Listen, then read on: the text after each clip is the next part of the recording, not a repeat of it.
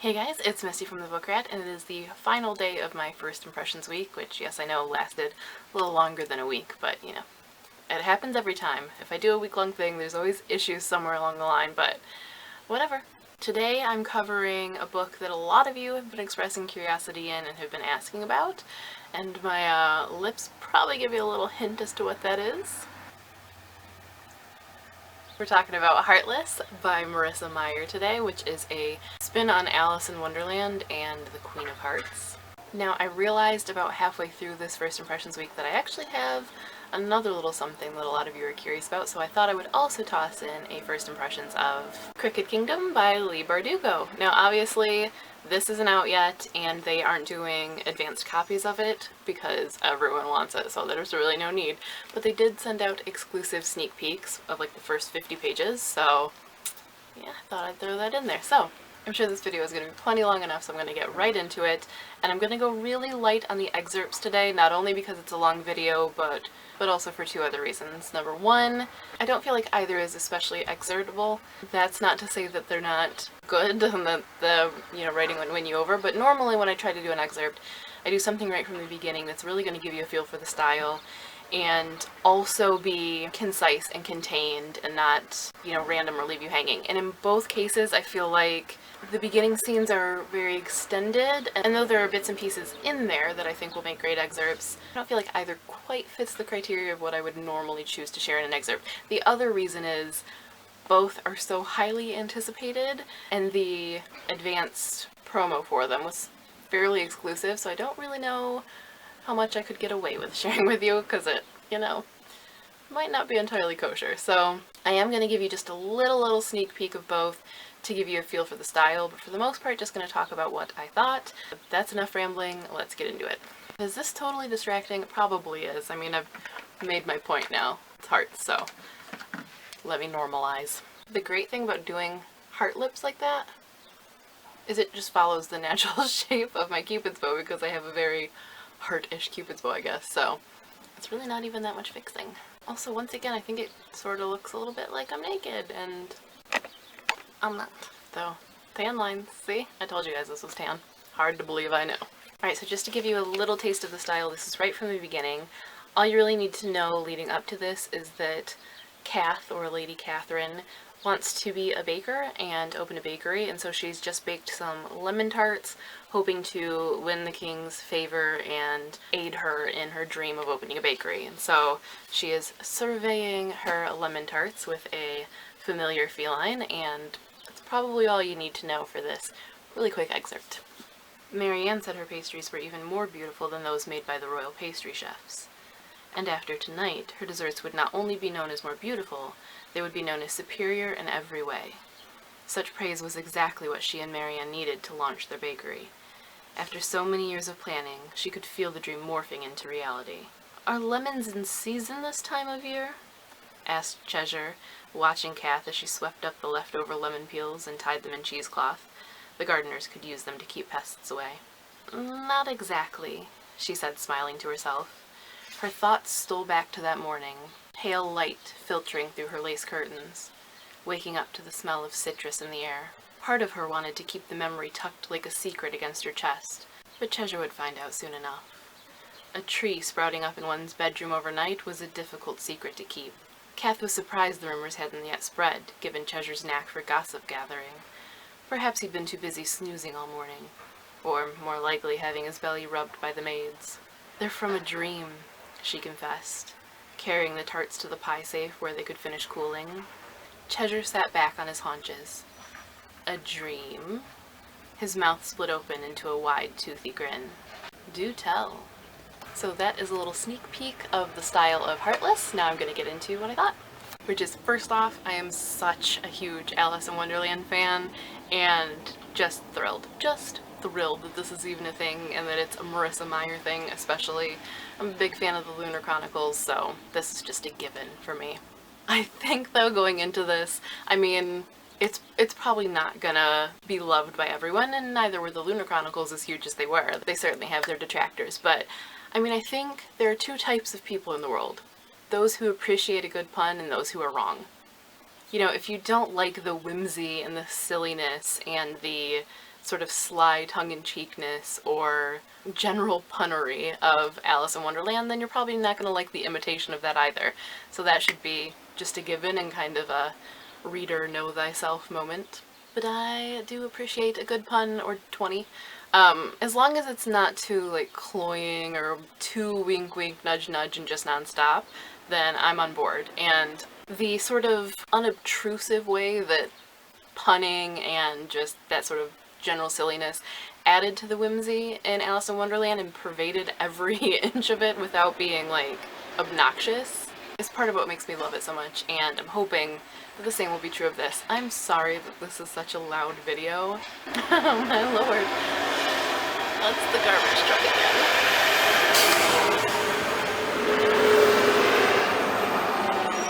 Like every 2 seconds I have to stop for some big diesel truck of some kind. UPS has gone by a million times, the garbage truck won't go away. Sorry. Anyway, as I was saying, I appreciate those things, but I know not everyone does, so if you don't, you won't be the ideal audience for this.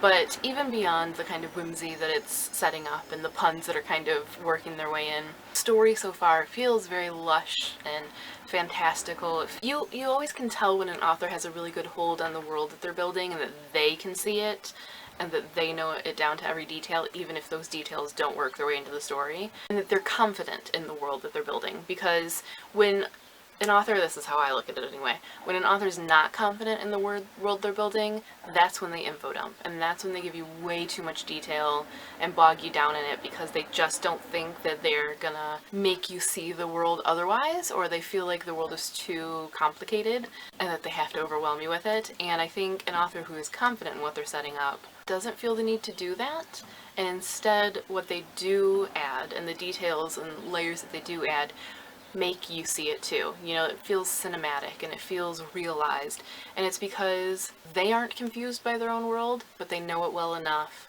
that it's just like telling a story to someone. It's just like talking to someone, and you know, you sprinkle in details where needed, but you don't spend the first 20 minutes of a story that you're telling your friend building up every aspect of the scene. You know, you don't tell them every little bit of where you are before you get into the story. You just tell them where it feels natural. So I think Meyer is really good at that. I think you can tell she's got a really good handle on her world. Partly, obviously, it's a world that's already familiar. I mean, this is based off of Alice in Wonderland, so there's already a framework there, and that probably adds to the lack of a need to info dump. But even beyond that, it just feels visual and cinematic. I could see everything that was happening, which is one of my favorite things, especially about fantasy. I love to just see it all play out in my head and have it feel absolutely natural, and this did. So far, at least, to the point that I'm at. Speaking of, I normally read about 25 pages, maybe 30 if I feel like I haven't gotten a handle on the book yet, when I'm forming a first impressions. And this time, I was about to the 50-page mark before I finally was like, okay, I've got to put this down, I've got more to do, because I just didn't want to put it down. But anyway, back to my thoughts, I've got just a couple more. They are both big ways to win me over. So number one is that it's kind of setting Kath up as an underdog. You know, maybe a slightly non-traditional underdog because, you know, she does come from a good family, she clearly has money, so you wouldn't necessarily think of that as an underdog, but the ways in which she's being presented and her need to follow a dream that she would normally be denied is setting her up as an underdog in a really interesting way, and I love that. Number two, she's a baker, and like, you're always gonna win me over in a story with a baker, a cook of any kind, but especially a baker. I could read about it all the time. It's kind of absurd, honestly. And the weird thing is, like, I love to bake, and especially elaborate, pretty sweet treats. Love it.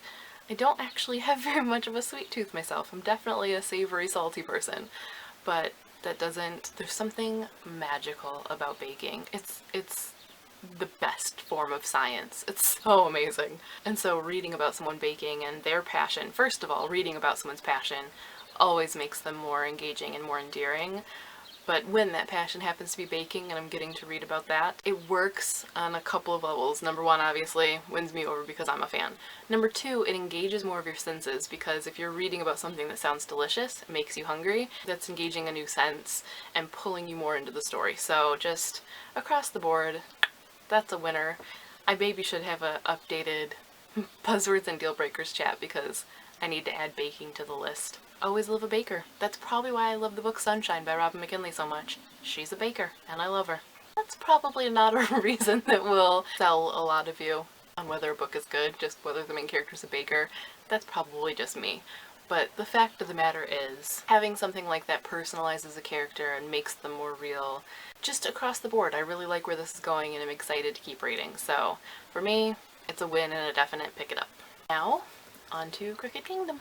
Again, I'm going to read just a really tiny excerpt so you can get used to the style. This is completely avoiding spoilers because the very beginning doesn't start with any of the characters from Six of Crows, so you don't have to, worry that I'm going to be spoiling where they are now.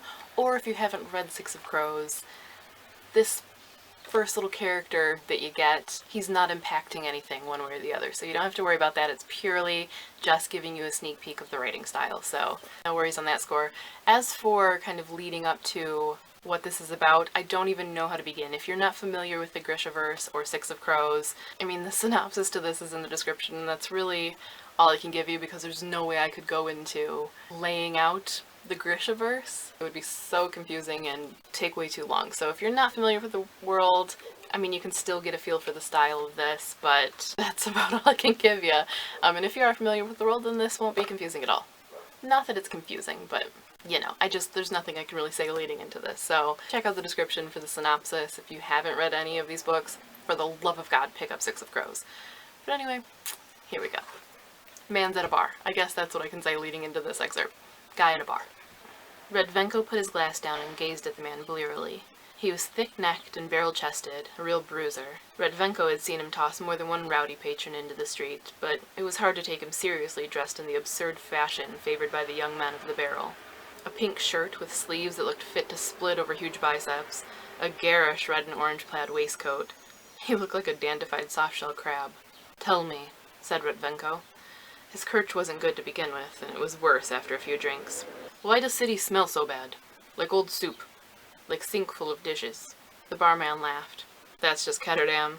You get used to it." Redvenko shook his head. He didn't want to get used to the city, or its stink. So as I said, really quick excerpt, not giving anything away there, but just, a feel for the style, and completely avoiding spoilers at all costs because I really don't want to ruin anything for anyone, so just gonna leave it there. I'm going to leave my first impressions really short too because again, I don't want to spoil anything for anyone.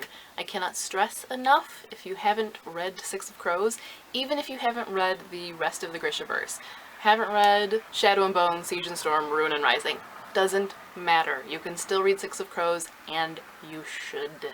But anyway, as for Crooked Kingdom, I'm so ready for the real book in my hands. I can't even begin to tell you. Again, Leigh Bardugo is another one who you feel has a really, really good handle on her world. It feels immersive, it's visual and cinematic. Everything feels fully realized. You feel like you could go there. You feel like you could see all of these things happening and see these people milling around. Even the dandified soft-shell crab. It just all seems real, and that's a mark of a really masterful world builder. Another thing that I think Bardugo really has going for her is that she's just pitch perfect with narrators, even when a book switches narration. So in Six of Crows there are 6 different narrators, and each time they feel like their own. You can switch seamlessly in between them and it's not confusing. You know whose voice you're reading in. That's a lot to take on as an author, a lot to juggle, and to get it right is really damn impressive. And even this, Redvenko's a totally new guy, just a random guy sitting at a bar, and his narration was spot on. You could see him, you could hear this guy in your head. So I'm endlessly impressed with that, and I think she gets better and better with that. And with the world building and with everything, with life, she's just amazing. I don't know that there's much more I can say. I love the characters and I'm ready to be back in their world, so I think those are kind of the big selling points of a book. Characters, world, style, and she nails them all, so cannot wait. Oh lord, can't wait. I'm sure a lot of you are in the same boat as me and you really don't need my first impressions because you're like, whatever, I pre-ordered it, I want it now. For the rest of you though, this first impressions should just be the push that you need to go freaking pick up Six of Crows. Just do it. But that, I think, is enough rambling about these 2 books for today. Both winners, great note to end on for First Impressions Week. Pre-order them, pick them up, chat with me about your thoughts and excitement for them, because they just... That is all for this video and for First Impressions Week. Thank you guys for watching and chatting with me in the comments, and I will see you guys again soon. Why would I try to record a video on garbage day?